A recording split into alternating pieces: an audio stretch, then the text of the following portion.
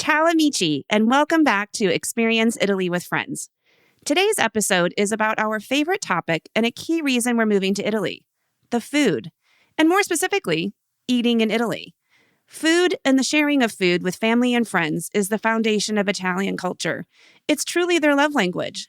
So to help prepare you for an amazing food experience in Italy, we'll discuss Italian meals and mealtimes, choosing restaurants, as well as everything you need to know about dining out and restaurant culture.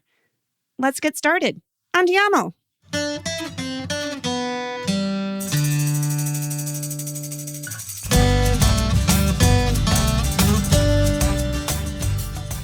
Experience Italy with Friends is a travel and lifestyle podcast where we will explore our favorite destinations and hidden gems, share key travel tips and cultural insights, and provide real-time updates about our move to this remarkable country.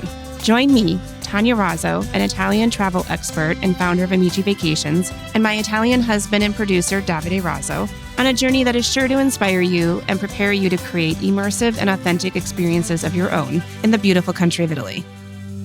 Hi, and welcome back. I'm your host, Tanya. I'm here with my husband, Davide, and we're excited to talk about one of our favorite subjects today, eating in Italy. To us, it's a key part of having an authentic experience, and so we'll cover the things you need to know to make the most of each meal during your time in Italy. But first, as promised, we're going to give you a quick update about our move. Ciao, Davide. How are you this week? Hey, hi, everyone. I'm doing actually pretty good because we organized our move. I hired a moving company and I had to pick between two companies, and I felt much better with the one that we hired. They were more forthright with fees and other important things and documents. And so I got everything together. Everything is set for August 26th, and we're ready to pack that thing and move all of our belongings to Italy. Another thing I did was to tell my boss that I was leaving. And of course, he was not happy with it. But, people move, like he said. People move and they move on with their lives. So, but how about you? How are you feeling? Well, I'm not going to lie. The purging and packing continues to be overwhelming. We've accumulated so much stuff in this last 24 years of living in the U.S., and I'm becoming a true expert on Facebook Marketplace, I have to say. But outside of the purging and thinking about what we're going to bring to Italy, I've started to think about what life is going to be like when we're there and, who we want to see. I've been emailing a lot of hospitality partners, and I can't wait to see them in person and reconnect and be able to say, hey, I'm going to see you soon. And also thinking about the places we want to visit. Mm-hmm. I was just told by a friend that they're going to be in Naples on a cruise, and could we stop by? And yeah, we can. Yes. And let's make a long weekend of it and, check out Ischia. So Yeah. It's things like that are having me look forward and excited amongst all this fear and angst and the challenge of getting there. But I think, my brain is starting to shift a little bit to what do we have to look forward to? Mm-hmm. And so I guess I'm in a good place. You know what I'm looking forward to? What are you looking forward to? Italian meals, especially the ones prepared by my mom. As you should. And how fitting that this episode is about Italy's food culture and everything one needs to know about eating in Italy. So let's get started. All right. So to start the conversation, let's give a little bit of background about Italy's food culture. And it's going to be a fun topic to talk about because one, who doesn't love Italian food, right? I mean, around the world, people are eating at Italian restaurants. It's their favorite. But eating Italian food in Italy is an entirely different level. And it's the foundation of Italian culture, the food, sharing of food with family and friends.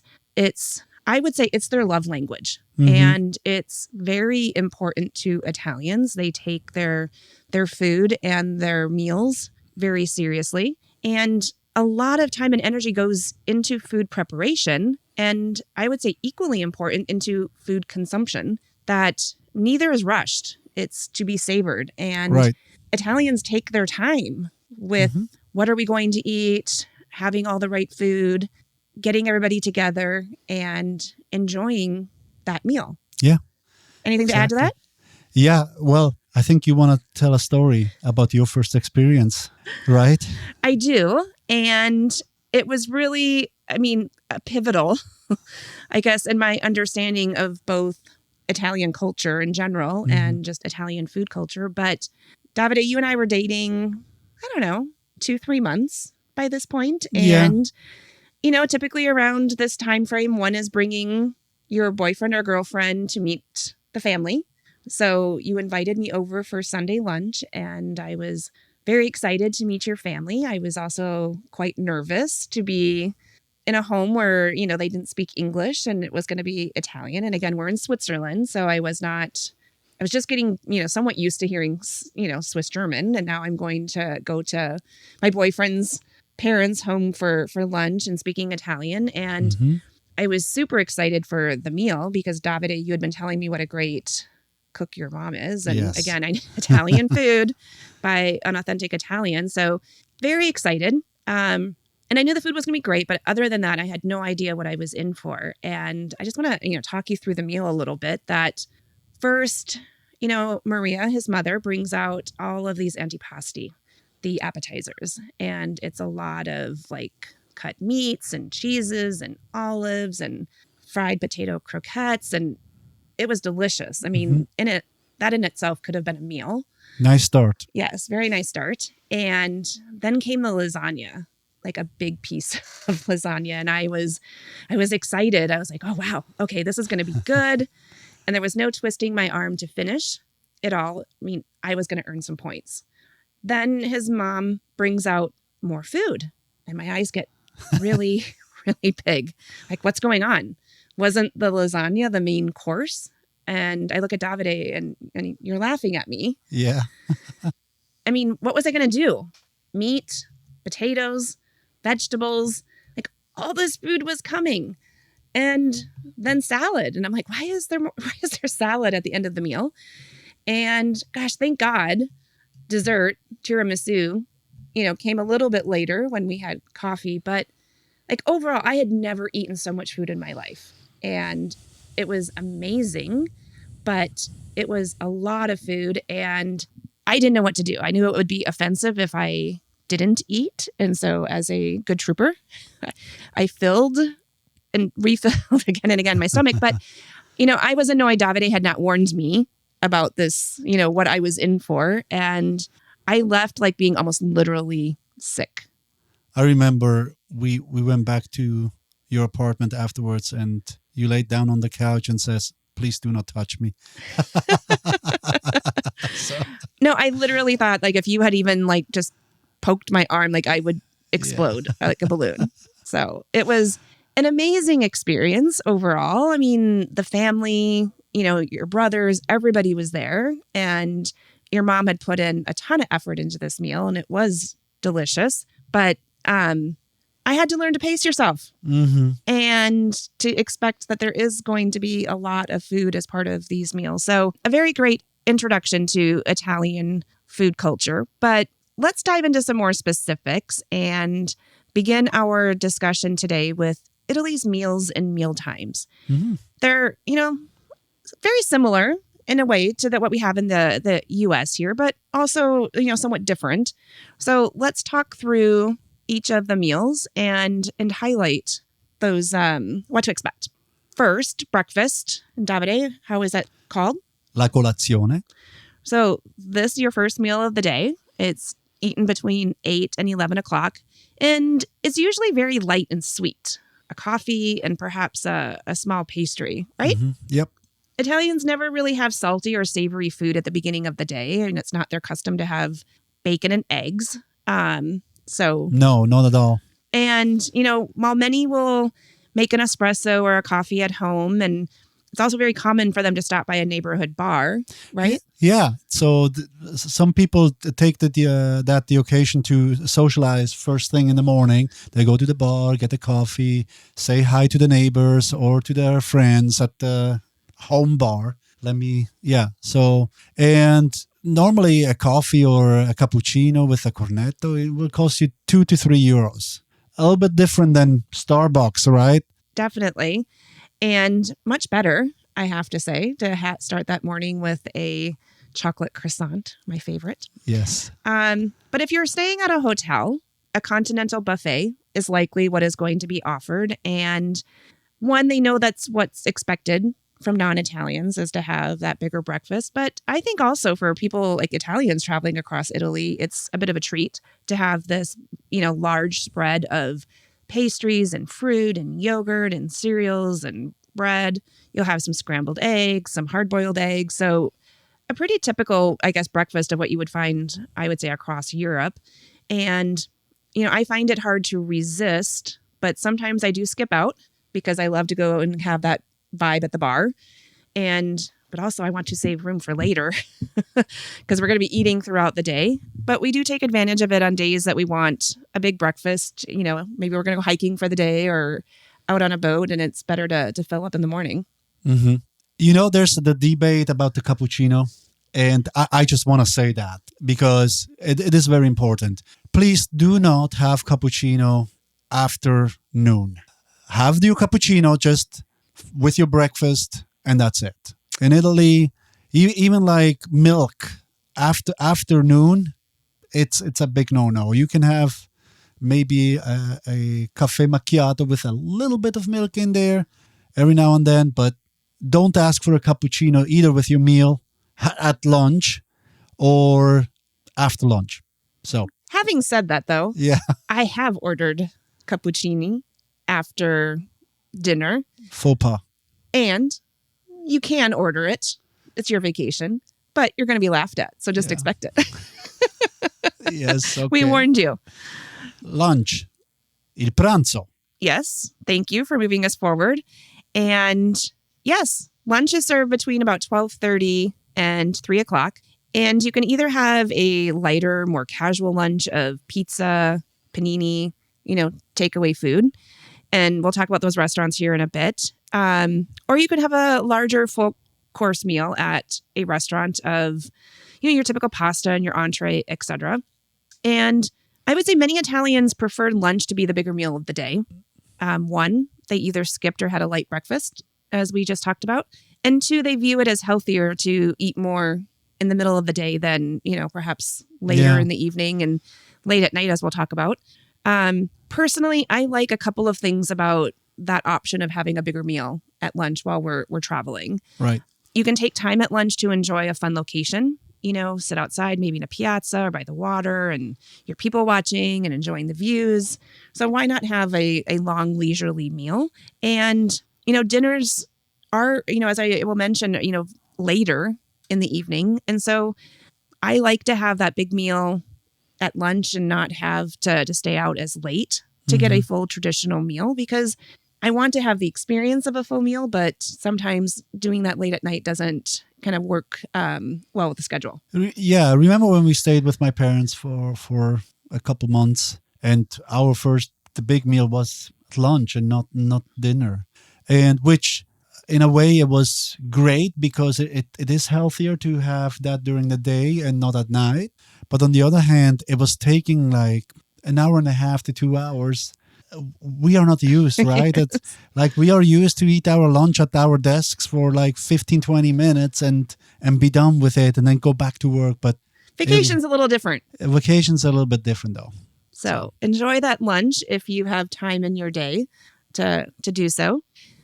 Okay, so next is the concept of aperitivo. Want to spend a little bit of time here. It's similar to what we would call happy hour in the US, but it has a little bit different vibe to it. It occurs between 5 o'clock and 8 o'clock each day. And it's another great time to sit in a piazza, relax, and take in the scene. Davide, talk about it a little bit. Yeah, I mean, it's like, again, you start off by having a coffee at the bar to see your friends, but it's also a good occasion to go back to that bar at night when you're done working and catch up with your friends or family at the bar again and having just a drink, an Aperol Spritz or A coffee again or whatever. What I like about aperitivo, if I can add here quick, sorry, is the snacks. I would say, most of the time when you're at an aperitivo, you're ordering a drink, it comes with chips or olives and it's included in the price of the drink. And I would say these days the concept has evolved into something, more elaborate. So some bars are now offering a buffet for aperitivo or bringing out some, larger snacks. I've been seeing reels on social media. Some restaurants are like putting this huge cold meat platter with cheeses and appetizers like, it's 10 euros. And you look at that stuff and go like, how can that be only 10 euros? But that's the start of the night. So that's aperitivo to you. I love it. I mean, drinks and snacks, how can you not? And I just want to highlight, Milan is the birthplace of the aperitivo. And I would say they do it quite well and have quite good spreads. And Venice is another favorite place to enjoy aperitivo as it's accompanied by the cicchetti, their tapas. Tapas. So, aperitivo is a great time to have a snack and carry you through the evening because, as I mentioned a couple of times now, dinner, also called La Cena, is not served until at the earliest 7:30 most often. Yeah. And it will go until 10:30, but I will tell you the locals are not showing up until 8 o'clock or later. And we've seen families with small kids arrive at 9:30. Said, why are they eating that late? Right. But, that is their custom. Everything's a little bit delayed. I mean, maybe they had a long lunch. They worked late. They had an aperitivo to tide them over. They're heading out later. And so, once you're at dinner, though, I would say the meal follows the same structure as lunch. You have your pasta, your protein, and your veggies. And, I think in general, then, as I mentioned, you have to decide, do you want to make lunch or dinner the main meal of the day? And the other meal is going to be the sandwich and a salad or a pizza and keep things light. And, we tend to follow this practice when we're traveling, that we are very strategic about, is today going to be, the lunch day that we want to hit one of our favorite restaurants, depending on what our activities are for that day? Or is it make more sense to plan that the big meal is going to be in the evening? So then we're not eating too much during the day, but you can't do both. Like, it's just too much food to think you're going to have like a big lunch and a big dinner. And I just kind of want to note too that in either one of them, that the meals are never rushed, and it's to be, a relaxing affair to enjoy with family and friends, and really embrace that as part of the culture while you're traveling. So it will take a couple hours. It's not just like a 45-minute affair like you find here. No, it's like a couple hours, if not even more than that, especially at dinner. Yes. And again, enjoy it. Like, I love that, not being rushed and taking it in. And so I think that kind of wraps up the meals. And so now that we know when to eat and what to eat, a little bit of what to eat, how do we go about selecting a restaurant? David, there's a lot of different types of places to go to for food. So maybe give us a little bit of an overview of some of the more casual places. So let's start with the bar. In Italy, a bar is actually where you get your coffees, but also your drinks for aperitivo. And they have some small snacks. Usually in the morning, they have the cornetti, but in the afternoon, they have like snacks like arancini or some salty donuts, just little things or little pizza, that's what you get at the bar. Then you can, for sweets, you go to the pasticceria, which is a pastry shop. So you can get all sort of sweets, from donuts to cream-filled pastries and little things there. If you want bread, You go to a panetteria. You get the bread, but also you can get sometimes focaccia or pizza. Sometimes they make pizza there, and so it's like homemade pizza that you can take home as a snack. For other sweets, ice cream, the gelato, you go to the gelateria. And then for other fast food, you go to a rosticceria, which you can like find combinations of fried foods or pizzas or focaccias. And then you can go to a friggitoria where you can have some fried foods like arancini, salty donuts, fried seafood, potato fritters, and some fried pizza. Yeah, so sit-down places. Okay, Davide, thanks. Hey, those are some great places to stop in Mm-hmm. for a light meal. And as we talk about, a full sit-down meal, let's go over the key places. So first, there's an enoteca, Mm-hmm. and a little bit different than a bar. It's more of a wine bar and a shop, right? And Yes. you can stop in for an impromptu wine tasting, but they will also have appetizers and some panini and bruschetta, some light snacks that you can get. Yep. The pizzeria. Mm-hmm. I think it's kind of self-explanatory. We have adopted this, in other cultures. You're mainly, of course, going to get pizza, but many offer some pastas and salads as well. And as we then, bigger meals are going to be at a trattoria. These are small family-run businesses. They have a more limited menu than maybe a full restaurant, more casual. Yeah. But many can be, quite refined as well. But they're usually, small and cozy. And, similar now to an osteria. In the past, this was probably a place more to gather to play cards and drink wine, and people could bring their own food. But they've evolved, in the modern world to be a little bit more like a trattoria with home-cooked meals and a lot of that rustic charm. The menu changes daily, similar with a trattoria. So I tend to kind of think trattorias and osterias, very similar to each other.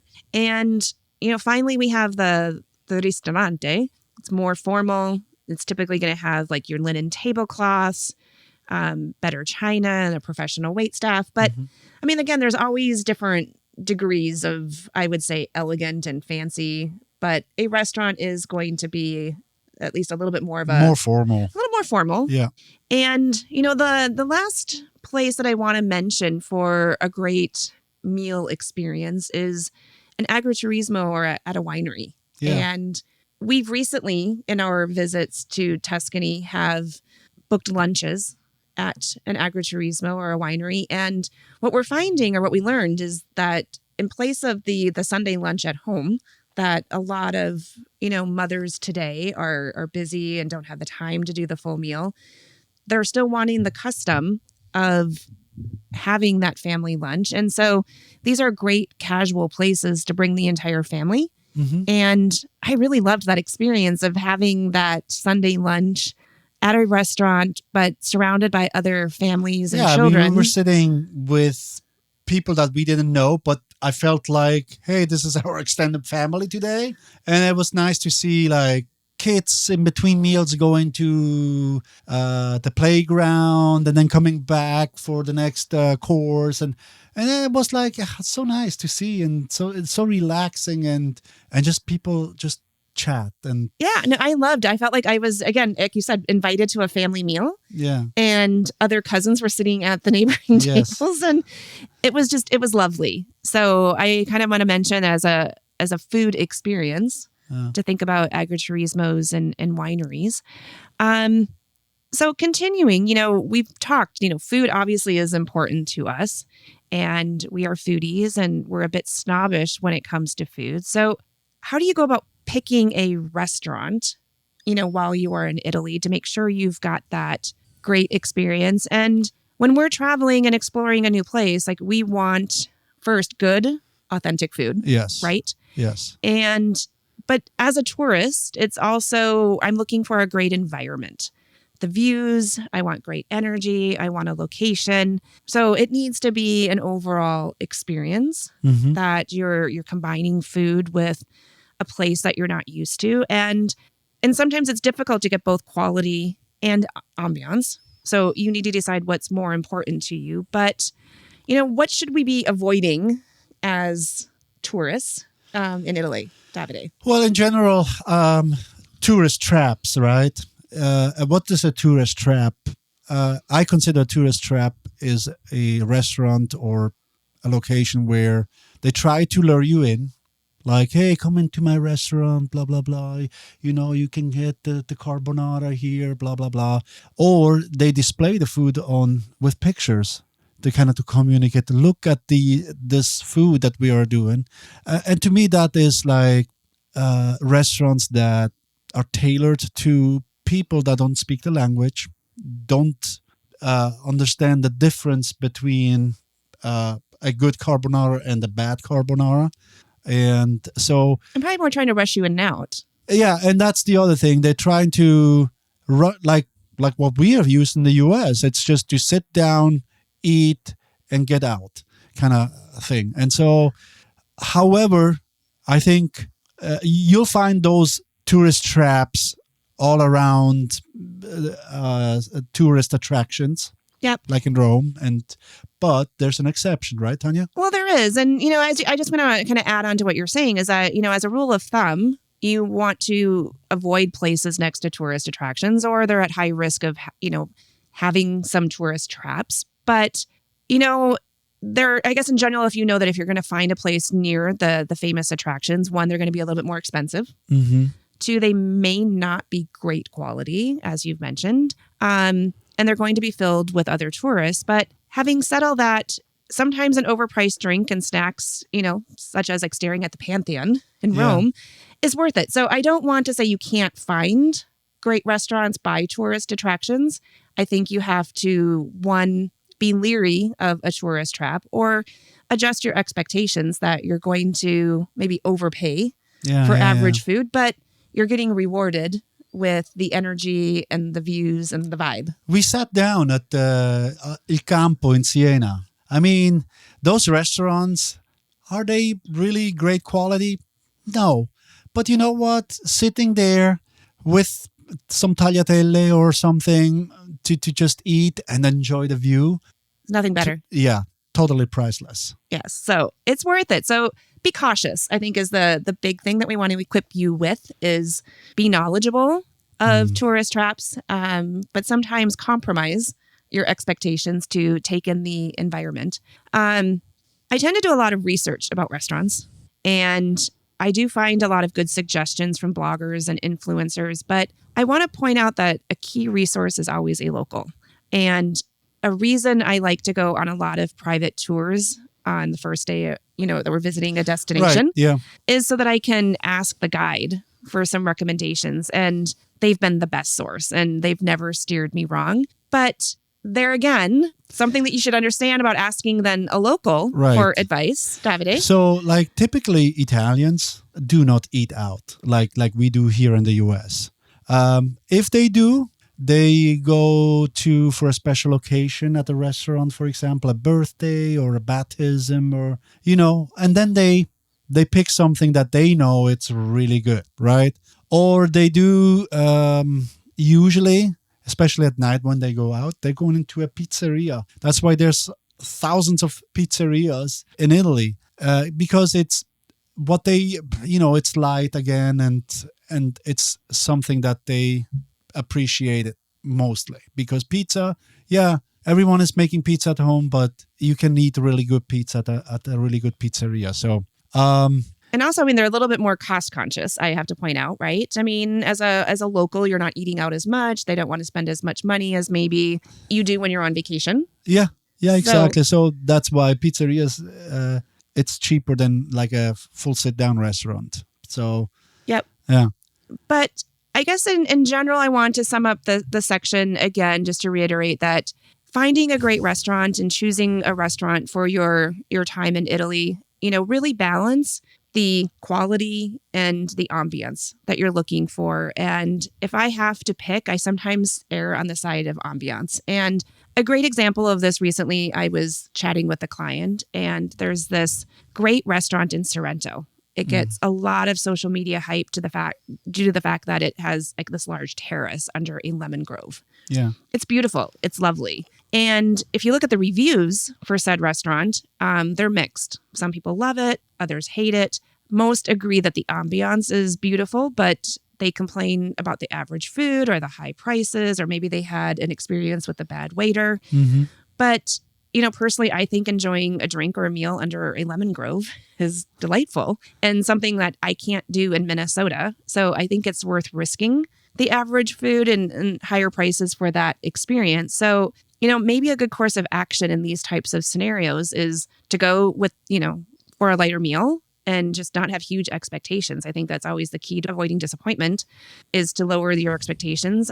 So just have something light. You can't really go wrong, with a small meal at lunch to enjoy that ambiance. And then for dinner, I'll look for the hidden gem that locals will say is the great food and where you go for the real authentic food of the region. Yeah. Okay. Final things to say about restaurant selections is, come on, we're in Italy. You'll never find bad food.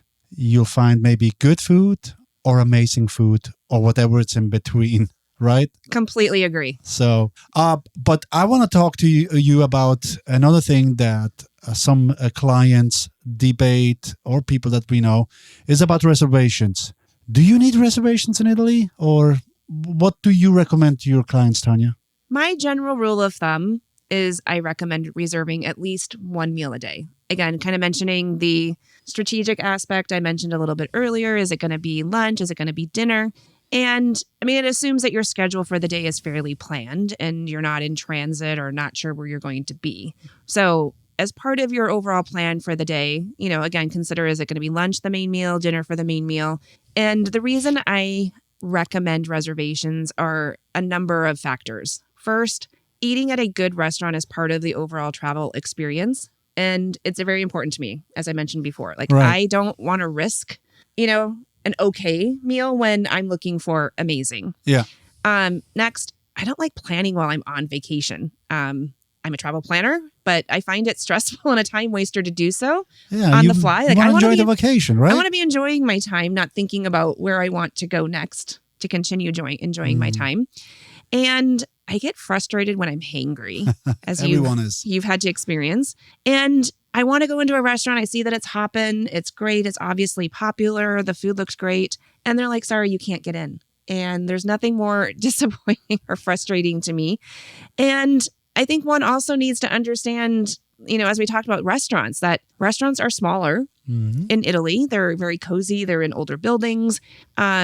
Meals are not rushed. So they're not turning their tables more than twice a night. A lot of restaurants have a 7:30 seating and like an 8:30, 9 o'clock seating, and that's all they're going to have. So getting a table is not a guarantee. Right. And if you're going with like 4 people or more, it just adds to the complexity of, are you going to find a table big enough for everybody? So by all means, have a reservation. And I just want to kind of point out that a couple of clients returning from trips these last couple of months, I've asked about this. So now that you've been there and went to the restaurants and had a reservation, did you feel like it was necessary? And they're like, yes. We were sitting there. We watched many people come into the restaurant. These are popular places. And they saw tons and tons of people being turned away. And they're like, oh, I'm so glad Tanya made a reservation. Do you remember in Sorrento, La Cantinaccia, very popular restaurant in Sorrento? We were there when we did a tour. So the restaurant was closed. And some guy shows up and says, do you have a table? And they said, no, we're closed. Oh, well, okay. And then the owner said, can you come tomorrow? And he said, well, I'm leaving. So, you want to go to this place and you go to it on a day, or you're arriving on a day that is closed. Yeah, you're out of poor luck. Planning, right? Yeah, so a little bit of planning is necessary. And, I do want to kind of point that out, that everyone, all restaurants are closed at least one day a week. And they're not consistent, thank goodness. Monday, Tuesday, Wednesday, it could be anyone. So look, and I don't know how many times I have you call restaurants for me, Davide. Google is your friend. And then he writes me back, it's closed that day. Why did you ask me to make a reservation? So look to see when they're open. I have to say making a reservation is pretty easy.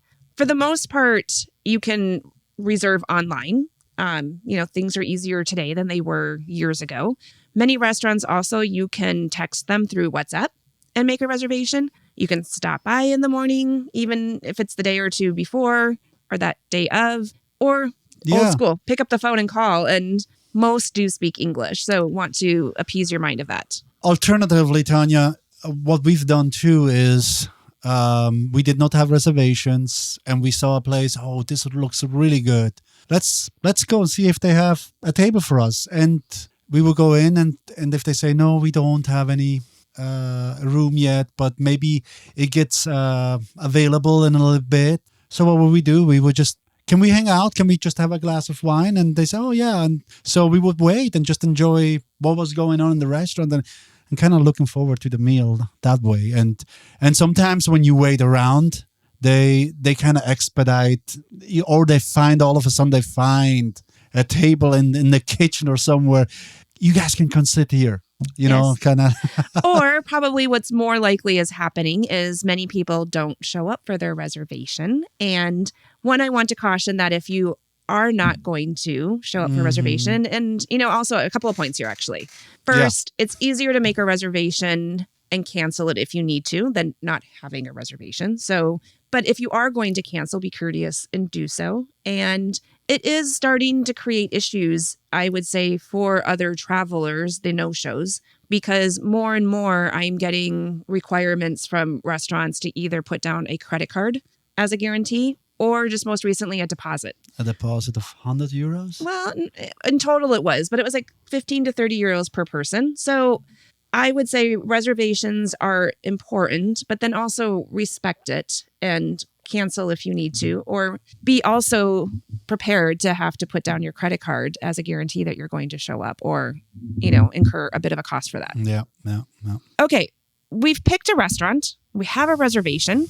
What else does one need to know as you're learning about, restaurant culture in Italy? And I think we first need to touch a bit on service, because you can't go with the same expectations of service. That's going to be my first recommendation, is clear your mind of what you're used to in the U.S. Because as we said, it's a slower experience to be enjoyed. It's more, relaxed and it's laid back. And this is also shown by the wait staff and those in the restaurant that there isn't this sense of urgency and hop to. So, Davide, how would you describe it? It's like in the US, we're used to get in, get out. The waiters shows up within, annoyingly for us, within 30 seconds, asking us what we want to drink while they're laying down the cocktail menu on the table. And I go can we just look first? So anyway, so that's the big difference, is the speed of the service. Here in Italy, so one thing I have to say is this. We Americans are expected to be seated. In Italy, most of European guys, they walk into a restaurant and they see a free table, they're going to sit down. They're not going to ask. I would suggest go to somebody that's working there and say, is it okay if we sit down there? And if they say yes, of course they're going to say yes, because it is empty, right? So you sit down and then you kind of wait until the waiter comes. Sometimes you have to look for some eye contact with people to get served. So, but don't panic, they'll come eventually. And sometimes they see you and they actually say, "Arrivo subito." Arrivo subito means I'm coming really soon. Right. Okay. So next they're going to ask if you want water, and want to, I guess, explain to everybody that tap water is not common in Italy. And not at all. That's not to say there's anything wrong with the tap water. No. It's completely drinkable, no different than in the US. It's not custom. But they just don't. They just don't. It's you'll not. Somebody's not bringing you tap water with ice like in the US. So no. So you're given a choice. Do you want acqua naturale? Still water. Or you want frizzante? Sparkling. So, and it comes in a 1 liter bottle for about €2 to €3. So that's your first decision to make, is about water. Next, they are going to be bringing likely a basket of bread over to the table. And it's a big part of Italian eating culture is bread. Big deal. Bread is, you eat bread with everything. So you eat the bread with the appetizers you're going to order, some cold cut meats or cheeses or whatever. Or if they serve you salad at the end of the meal, you're going to eat it with that. But also with your pasta meal, at the end, when you finished your pasta, you're going to collect the sauce with the bread. So that it's fare la scarpetta. In Italy, very typical. Yes, do not be ashamed to do that. Like, no, you need to enjoy all the sauces. It's a compliment if you do. It's a compliment.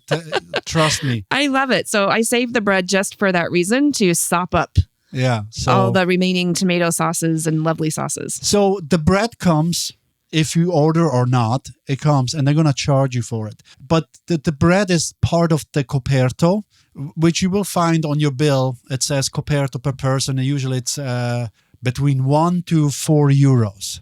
But you don't pay just for the bread. You pay the linens and silverware. That's what's the actual coperto. But it's also included the bread or some olive oils if they bring you olive oil. And other little things that you don't order. Sometimes they bring you some little... like olives or things? Or little fried appetizers and stuff like that. So that's part of your coperto. But I guess a key point is that you can say no to the bread, but you're still going to get it. You're going to pay for it. Yeah, it ain't going to pay for it.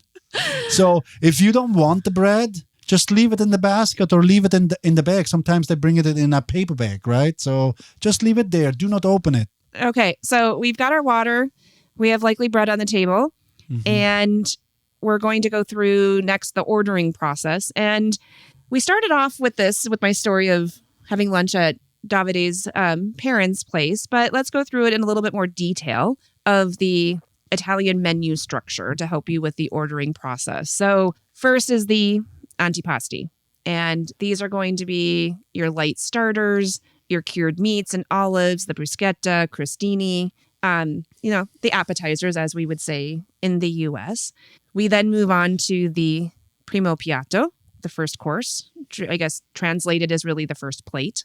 And this is typically the pasta dish and a rice or risotto and similar type entrees of this nature. And, for my first meal, it was the big piece of lasagna. But after that primo piatto comes the secondo piatto, the second course. This is usually your meat or your fish type of entree. And with that, you will also be asked to order some contorni, which is the side dishes such as a vegetable or the salad, insalata. Yeah. And finally, dolce, your dessert such as a cake or a gelato. So it is a long menu with different sections. A lot of food. A lot of food.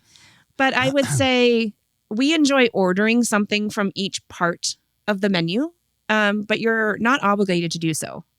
It's okay to go in and order just an appetizer and a primo piatto or an appetizer and a secondo. You can do whatever you want to do. I mean, it was more expected in the past that each person would get something from each section and make it a full 4 or 5 course meal. But in addition to ordering just 1 or 2 items, we've also taken the action of, because the sizes are getting bigger over the years too, we often will share an antipasto, maybe order our own primo, then share a secondo, share a dessert. So I really recommend, being strategic about your meal again. And do you want a little bit of everything? Maybe you share.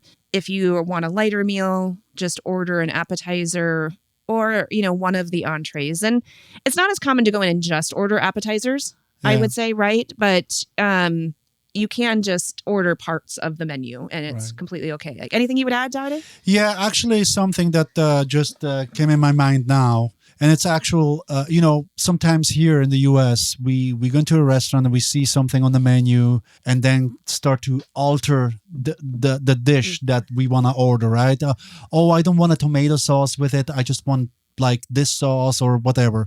In Italy, it's not really a thing to alter. Sometimes you can ask to maybe leave out dairy products, or you ask, is it a gluten-free product, or is it something that for food allergies?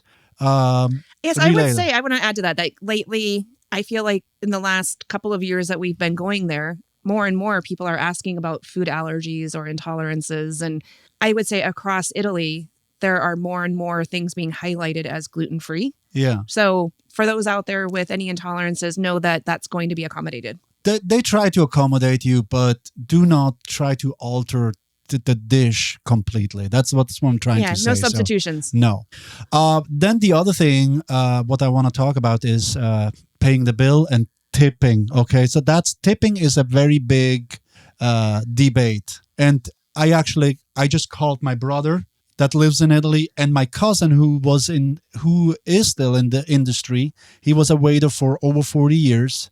And so I asked him a little bit about tipping. Tipping is not expected in Italy. Just flat out, I'm going to say that. However, if you want to show some gratitude to a really good service, you leave them depending on how big your bill was, right? Typically, I do like 2-3 euros if a bill is within like 50 euros, right? So up to 100 euros, I try to, if it was really great service, I leave them 5 to 10 euros. Anything like bigger than 100 euros, up 100 to 200, mostly it's going to be 10 euros if it really was great service. If you go to a Michelin star rated restaurant where you have $400 or $500, you splurge, leave them like 20 to 30 euros and they'll be good with that. They really appreciate it. Another thing is that we have to say is about the some restaurants, they started to put a service charge of 10%. I asked my cousin and said, what is that for? Well, that is a way for the restaurant owners to screw over tourists. Okay. Because that 10% doesn't go to the waiter.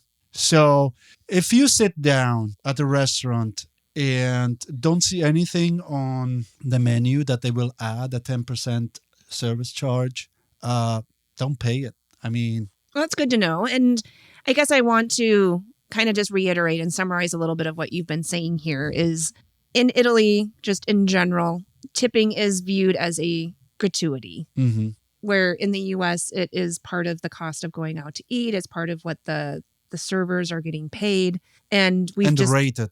And we've been, brought up, it's part of our culture that is to be expected and it's normal. And we've been brought up and trained that that's what you should do to appreciate your wait staff. And I would say we feel guilty about it. We feel guilty if we are not paying a tip and leaving a tip for wait staff. But rest assured, in Italy, this is normal. It's a gratuity. It's an extra. Yeah. And so when you're getting good service, leave an extra, something for your waiter. And if it's an elaborate meal and if it's been a longer meal or you have like 10 people with you, adjust accordingly. But it's not a 10, 15, 20%. It's a small token of appreciation. Yeah. And then bring cash with you because you cannot add the tip on your credit card. They discourage that. They technically can, and I have done it, but they discourage that because they'll pay taxes on that tip now. So bring your cash, small cash, bring it, and just pay your gratuity with the cash. Just leave it on the table. Okay, David, another question I get often is splitting the bill. Okay. What's your advice on splitting the bill? Okay, so it's going to be one check for the whole table. If you are 2 people, 6 people, 10 people, there's going to be one check. They're not going to split it up individually like they do here, and then they bring you separate checks to each one. There's going to be one check. However, if there's a larger group, if you ask, can we pay separately our items that we had, they will do so because when you pay, they're actually going to come with you with the credit card reader.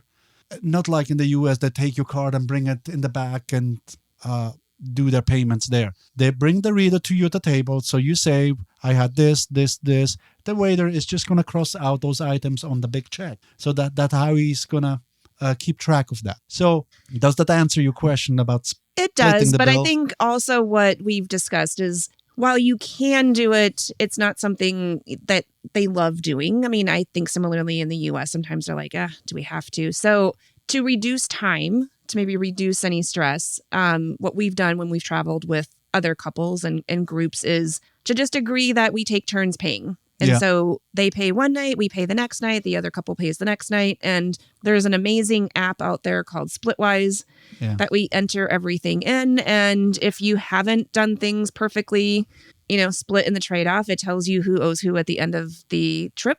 And it just takes some of the stress out of paying that you have one bill, one credit card, I guess would be my advice.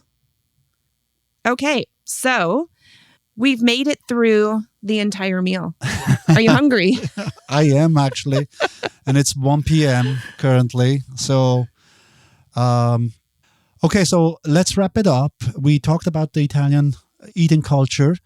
And you got some tips, right, Tanya? Tips from Tanya. I do. And so when it comes to eating in Italy, here are a few things to consider. 1, be strategic about meal planning. As I mentioned before, is lunch or dinner going to be the main meal of the day? And once you've decided that, also dedicate enough time to relax and properly enjoy that meal and its surrounding locations and ambiance. Secondly, I would say choose a restaurant that also adds to the experience. That combination of authenticity and ambiance that we talked about, making sure that, of course, you want good food, but you also want to experience a key part of the destination that you're in, whether it be a lemon grove or a great view over the cliffs of some beautiful destination, or staring at the Pantheon in Rome or the Trevi Fountain. And lastly, I would say learn about the food and drink specialties of the region that you are going to be going to in advance, and be adventurous and try them. And I really make it a point of listing out what those foods are in my trip plans, as it provides a great insight into the culture. So don't be afraid to try something new. You might be surprised that you really enjoy it. And lastly, I just want to finish with just to again reiterate, food is very much a part of the Italian culture. It's their love language. And a way to get to know Italy, it's not just about filling your stomach. So give it some proper time and attention as you're planning your food strategy and meal strategy for your next trip to Italy. Well, that wraps it up, Tanya. Yes, Davide, thank you for another wonderful episode, and thank each of you for listening. I hope you enjoyed our episode about Italy's food culture and gained some new insights that will help you plan your food experiences in Italy. We'll be back with another episode in 2 weeks, potentially from Italy. Hopefully from Italy. See you in 2 weeks. Yes. Ciao, Ciao, everyone.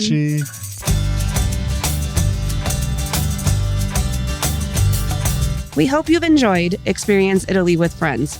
If you like the podcast, remember to follow us and leave a review letting us know what you found to be the most helpful. And if you want expert advice or assistance in creating your own immersive and authentic experience in Italy, visit us at www.amicivacations.com.